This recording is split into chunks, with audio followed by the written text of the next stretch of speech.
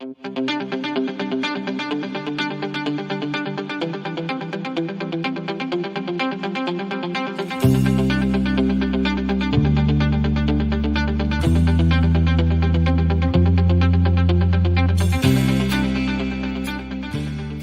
and welcome to another live episode of the Energy Detox, a petroleum-based blend of leadership conversations guaranteed to boost your professional and personal output by flushing away the hidden and often toxic barriers to peak performance.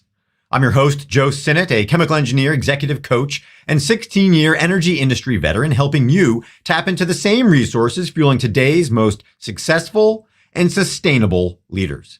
And today we're going to talk about how many of those leaders exercise generosity, how they give freely of their time, of their energy, of their resources in a way to help themselves and all of their stakeholders grow and move forward. And to help drive this conversation, we're going to turn to a counterexample of that from Senator Warren of Massachusetts, who recently sent a letter to several of the top U.S. natural gas producers expressing concerns about their generosity, if you will, and more specifically about their desire and their history of supporting LNG exporting their product around the world in a way to, one, of course, bring in revenue and generate profits, but also support the need for clean, reliable, abundant, affordable natural gas for our allies around the world who need this product. And while it's understandable to look at Senator Warren and say, all right, well, we should be having our nation's interests front and center. First and foremost, we should be worrying about protecting American citizens and protecting their pocketbooks and protecting their access to domestic energy. And again, on its surface, I agree with that. I think, an America First approach, while, saying America First can be a trigger for some people, the reality is that is a good default position to have. We should be thinking about how to best use our resources to first and foremost protect ourselves and protect our country. But at the same time, we need to ask whether or not the approach and the mindset that someone like Senator Warren has is short-sighted. And as several industry leaders pointed out yesterday in a letter to Senator Warren, her view is short-sighted. Her view is, if nothing else, incomplete. It doesn't represent a full understanding of how the energy industry works. And quite frankly, it doesn't represent, or at least it ignores, a fundamental understanding of why natural gas prices in her part of the world, in the northeastern United States, are sky high. And of course, the number one reason for that is infrastructure. It's because of a desire by her and others in her sphere of influence, if you will, and those who share her mindset. It's a desire by them to remove progress towards the domestic production of natural gas that could result in lower prices, as it has here in the Commonwealth of Pennsylvania. We have enjoyed billions of dollars in savings as a Commonwealth, as a state, because of domestic natural gas production and access to that gas. Whereas, again, as the letter points out to Senator Warren, part of the reason that her gas prices are so high in her neck of the woods is because they are relying on foreign natural gas, on foreign exports, in some cases from Russia, to come all the way overseas to supply her constituents with the energy that's needed to heat their homes and cook their food, etc. And so today we're going to take some lessons from this back and forth between Senator Warren and our United States domestic natural gas production industry, if you will. And we're going to take some of those lessons to help you recognize times where you are showing a perhaps short-sighted view of the resources you have, and perhaps the view that you have limited resources that you don't want to share with others, that you don't want to give others access to, because in some way, shape, or form, it's going to limit your ability to move forward. It's going to limit your ability to profitably and successfully achieve results. Because again, as Senator Warren showed, and more importantly, as the responses to Senator Warren showed, by exporting and having an infrastructure in place that allows for exports, it doesn't hurt United States citizens. It doesn't hurt our pocketbooks. Quite the contrary. It gives us flexibility, it gives us infrastructure so that we are more adaptable, so that we're not living in some just-in-time, only produce exactly what we need, and in a basically an inflexible scenario where we can't respond, we can't adapt. And some of the irony, of course, goes back to last week as well, when the United States and under President Biden's administration decided to release some barrels of oil from the Strategic Petroleum Reserve. Well, having access to those extra hydrocarbons, if you will, giving the United States the flexibility, at least in their own words, is something that could be used to our benefit. And again, as we talked about on Monday of this week in the Energy Detox, there are some short-sighted views there and some incomplete views of the fundamentals behind energy that we won't rehash today. But at the end of the day, having that infrastructure in place and being able to export a product that we have absolutely no shortage of is ridiculous, right? We should be able to have exportation options because they, in turn, as these letters point out, help us. So again, coming back to you, in what ways are you in your professional or personal life having a mindset where we have a finite resource and we are unable to commit to giving that resource to others or allowing others access to it, even for a price? And I see this all the time in the world of coaching, particularly around talent. In so many companies right now who are worried about the outflow of talent to other organizations or other industries, there is a natural tendency to hoard talent, to overly protect the talent that you have under your roof. And in many cases, there are unintended consequences. You're not going to fool the people who have other options to go elsewhere by simply trying to hold on to them and in turn hold them back, because that's what happens.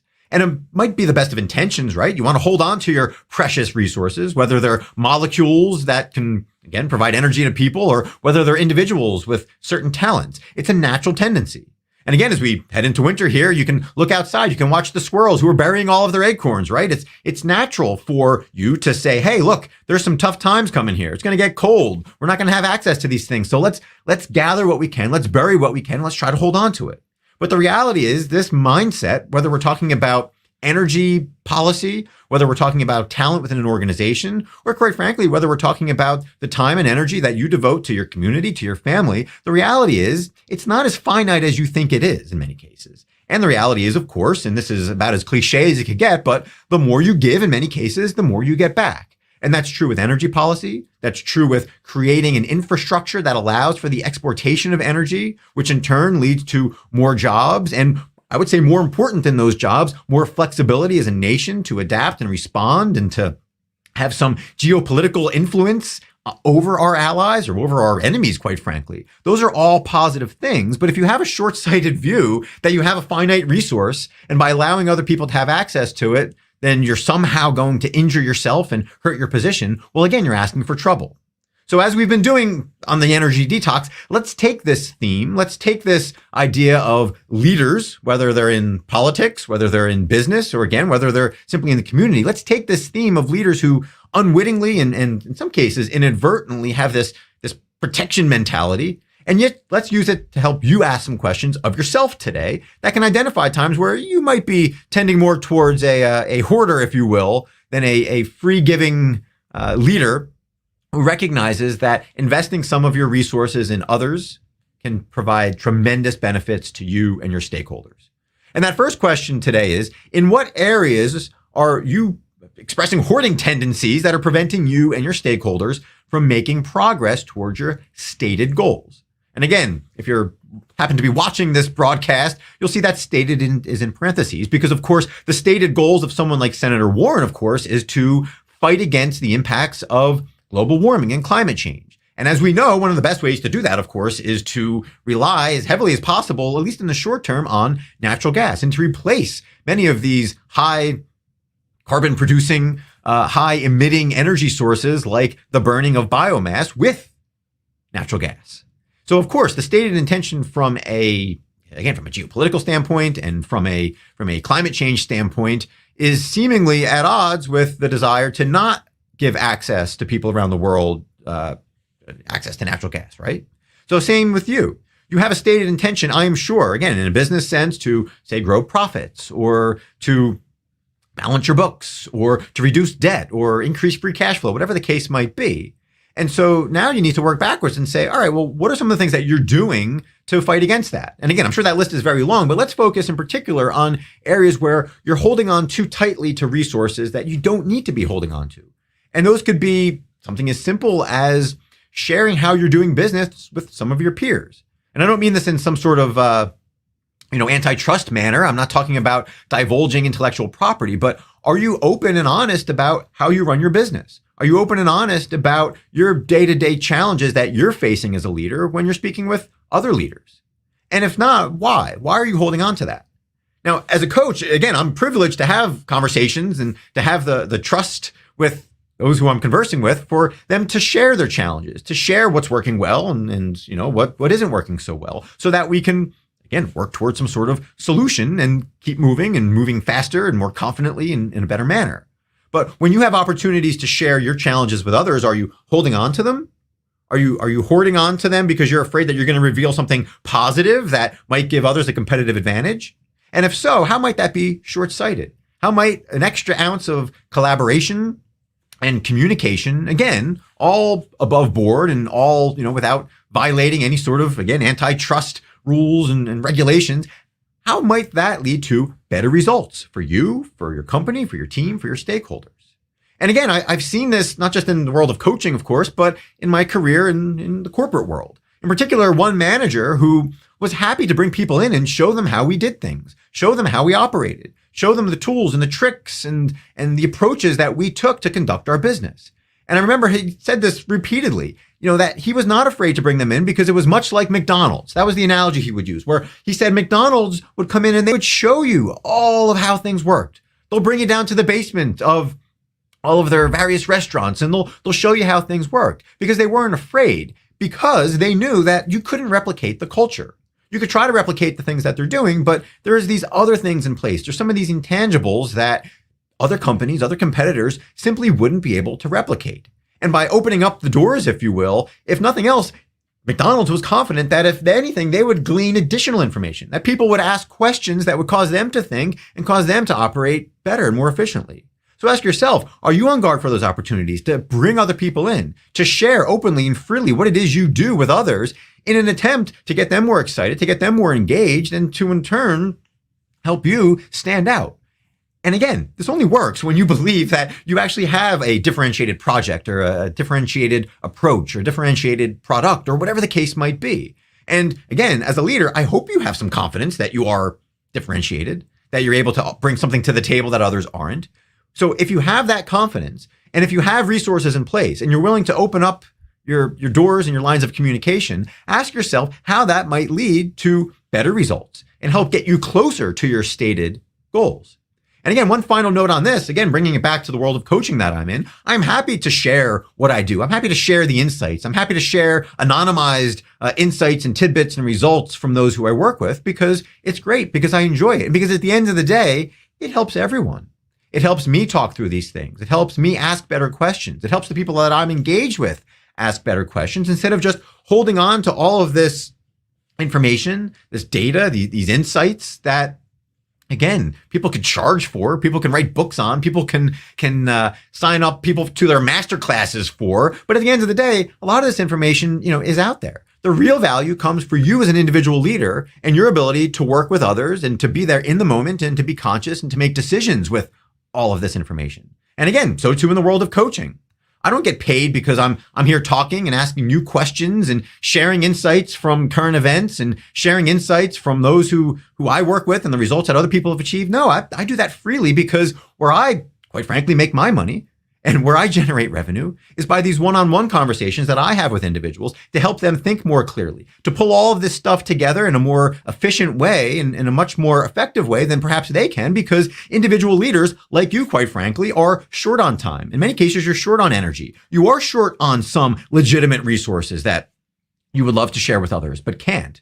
And what coaching can do, of course, is to help take your fears of having limited time, having limited money, having limited energy, and can take those fears and flip it into a place of abundance, if you will, to recognize that, look, you do have those resources, but you need to use them as efficiently and effectively as possible. And having someone there to help pull different pieces off the shelf and guide you in that direction is something that I enjoy doing. But it starts with me freely sharing what I can share, which is pretty much everything. And it's freeing. It's enjoyable. It's nice not having to worry about having this short-sighted approach that someone like a Senator Warren has, who believes in quite frankly, in an erroneous way, that we have some sort of limited resource that we need to keep in the ground and that we shouldn't share, and that by doing so could harm the position of the United States. So with all that being said, let's move on to the second question today, which is, what are the figurative plastic covered living room furniture pieces that you're afraid to sit on.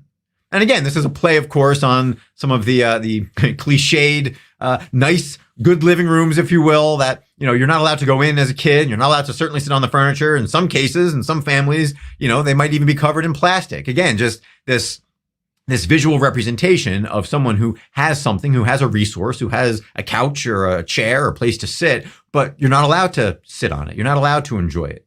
And again, this is consistent, of course, with the whole theme from today, which is, what are you holding on to? What are you preventing others from having access to that in turn could actually run counter to your mission? Because again, if you're talking about a living room, what's the goal? It's to bring people together. It's to enjoy life. It's to enjoy your home. But when you're afraid to go into that room and only use it on certain circumstances and only use it on holidays, and you don't want to sit on that furniture because, I don't know, for some reason you want it to be around for the next several decades, whatever the case might be, in many instances, it's obviously completely short-sighted and ridiculous. And who cares if that couch gets a little wear and tear or even a stain? It shows that there's life. It shows that there's people together. It shows that there's kids running around the house. And again, what is your mission in life? Is it to simply hoard and hold on to this furniture? Or is it to enjoy life? Is it to be productive? Is it to allow other people to be productive? Which again, bringing this conversation back to exports, that's what LNG exports do. It allows everyone to win. It allows everyone to be productive. And contrary to Senator Warren's expectations, at least, if the 11 natural gas producers actually respond to her, contrary to what she believes, it's not like we're talking ridiculous profit margins here. There's still infrastructure that needs to be built. There's still supply and demand issues that are going to prevent some sort of artificial skyrocketing or artificially high margins on exported natural gas. The reality is the market does work. The market does work, just as the letter that was published yesterday points out to Senator Warren. Market influences with obviously reasonable protections in place for consumers works. And when you take the opposite approach and you bring things together and you remove infrastructure and you remove an appreciation for domestic energy production, you're going to have unintended consequences, which again, speak to fear, speak to irrational fear, and speak, quite frankly, to this idea that we need to hold on to things instead of allowing our resources to help others and to help people enjoy life, much as we should be doing in our living rooms here in the United States and around the world. And finally, moving on to the third question here, how on guard should you be against the threat of being too generous with your precious resources? Because I said at the outset, on its surface, Senator Warren's concerns do make sense, right?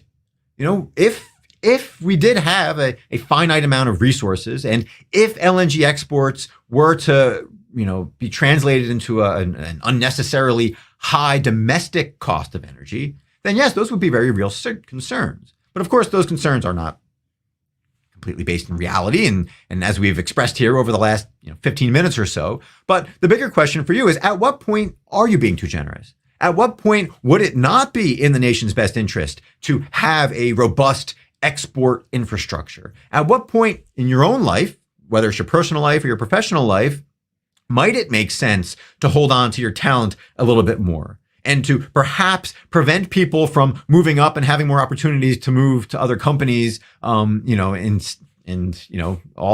with the hope of, at least in the short term, holding on to them for just a little bit longer? Is there a point where that makes sense? And again, it's an open-ended question. I certainly have my biased answers based on the results that I've seen. And again, I'll go ahead and share those. The answer is, there really is no point, at least when it comes to companies and talent, where sharing and giving people opportunities and allowing them to grow and flourish and giving them your time and your energy, so long as you're doing it in a mindful and a conscious way, there really is no point where you should have to be worrying. In fact, if you come at this from a place of abundance, and again, at the risk of sounding more like a life coach who speaks about abundance mindsets and all of that, which is all valid, but bringing it back to just dollars and cents from a business standpoint, from a bottom line standpoint, if you firmly believe that you do have an abundance of talent that's out there, and if you firmly believe in yourself as a leader and what your company has to offer, then you should never be afraid. You should never be afraid to have this generosity first approach. And you should never be afraid to ask yourself, hey, if there's any way that you or your fellow leaders or really anyone in the company are exercising some sort of hoarding mentality, some sort of approach where you're simply squirreling away acorns and resources. And if anybody's doing that, stop. Everybody should have permission to call people out, just as from a safety standpoint, people have permission to call out incidents where they think something is unsafe and somebody could get harmed or injured, or there can be an environmental release. People should have the same authority within your organization to call out people when it seems like they're simply burying ideas. They're burying resources. They're holding on to the things. They're saying, hey, you know what? Let's wait. Let's wait until a rainy day to use this. Let's wait to exercise this. Because in an industry that's as fast moving as oil and gas is, the reality is, in many cases, it doesn't make sense to wait. One of the first things that I learned when I jumped into the world of upstream oil and gas is, of course, about the time value of money. Well, again, the time value of money is the same as the time value of your energy, of your time, of your resources. And if you're not making use of it now and you're burying it for some time in the future to go ahead and uncover your figurative acorns, if you will, well, then ask yourself, why? Is there really value in that? Is there really a reasonable point at which you should be afraid of being too generous? And so with that final question there that I'll let you stew on, I will continue, as always, to thank you for investing your time in the Energy Detox and in the insights that I'm happy to share with you as a listener, with you as a leader, and with you as a part of this energy industry. And as always, I continue to welcome your feedback. I continue to welcome your own insights and your own questions. And as I see here, we have, for those of you watching live, we have a comment from Jim Kunkel, who says 2022 looks to be an interesting year. Yes, indeed. Obviously, I'm going to assume this is in reference to the politics, of course, that will only get more fired up and, of course, more toxic, if you will, which is why, on the whole, we try to avoid being political here on the Energy Detox, because politics and toxicity seem to go hand in hand, of course. But when given the opportunity to call out the facts and to simply report on the headlines and tie it into very real challenges that leaders like you are facing, whether or not you're in the energy industry or whether you're in some other industry, the reality is these things are real. They're front and center, and the same short-sighted approaches and the same unconscious leadership styles that many politicians like Senator Warren exhibit are in many ways similar to the same patterns, the same short-sightedness that leaders like you are exhibiting. The problem is, in many cases, that leaders like you are exhibiting them in an unconscious way. You don't realize you're doing it. Which, again, for those of you who are new to the Energy Detox or who aren't familiar with Witting Partners, the company that I founded, the idea behind Witting Partners is to help you be more conscious of a leader. In fact, the name comes from the idea that you want to be a witting, conscious partner in your own life. You want to partner with people who can help you think more clearly and more consciously so that you avoid unwittingly limiting your odds of success. And so that you avoid unwittingly sounding like, quite frankly, somebody who's stupid, as Senator Warren did with the letter that she sent 2 days before Thanksgiving. And so with all of that, again, I thank you for your engagement with me here on the Energy Detox, with Witting Partners, and I certainly encourage, again, your questions, your feedback, and if nothing else, I encourage you today to look for ways in which you are becoming a little bit more like a hoarder than a freely giving, generous, spirited leader that, again, you should be and can be if you want to achieve sustainable results.